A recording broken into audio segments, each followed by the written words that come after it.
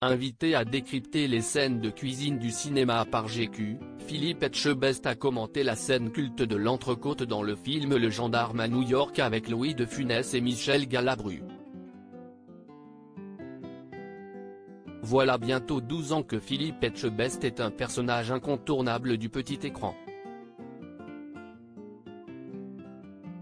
Révélé au grand public dans l'émission Cauchemar en cuisine, où il vient en aide à des restaurants en difficulté, le célèbre cuisinier fait également partie du jury de Top Chef, dont la 14e saison a été lancée le 1er mars dernier. Récemment, celui qui a eu l'honneur de servir Jacques Chirac a été invité par nos confrères de GQ à décrypter les scènes de cuisine du cinéma, dans une vidéo disponible sur YouTube.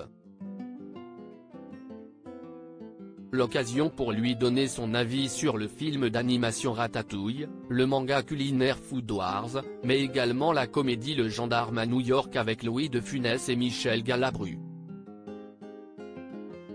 Philippe Etchebest réagit à la scène de l'entrecôte dans Le Gendarme à New York, sorti en 1965, Louis de Funès, alias Ludovic Cruchot, part à la recherche d'une entrecôte qu'il se fait voler par un voyou.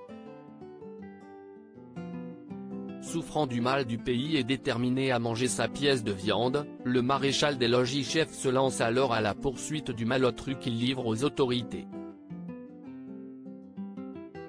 Félicité par la police et la presse locale, il apporte ensuite l'entrecôte à ses collègues de la brigade de Saint-Tropez et en confie la préparation à l'adjudant Gerbet, qui la pose dans une poêle pleine d'huile.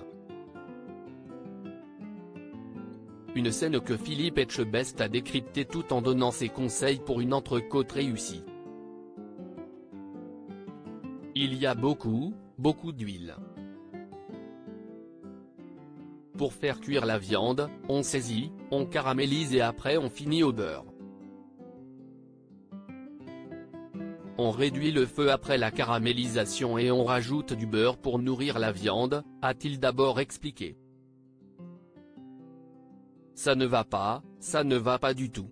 Toujours selon Philippe Etchebest, l'adjudant Gerbet, incarné par Michel Galabru, a commis une grosse erreur en parsemant son entrecôte d'oignons, de persil, de sel et de poivre, avant de la retourner.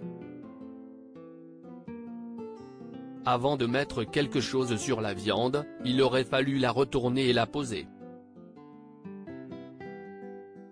Il faut que les deux faces soient colorées et on met l'échalote ou l'oignon, par exemple, sur la partie colorée. Là, elle est crue donc il aurait dû la retourner avant, a commenté le chef, choqué de voir le personnage de ce film culte badigeonner sa viande déjà assaisonnée de beurre. Il fait n'importe quoi. La quantité de beurre est énorme.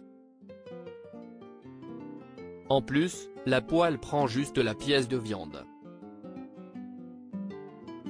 Il n'y a même pas assez de place à côté pour faire fondre le beurre.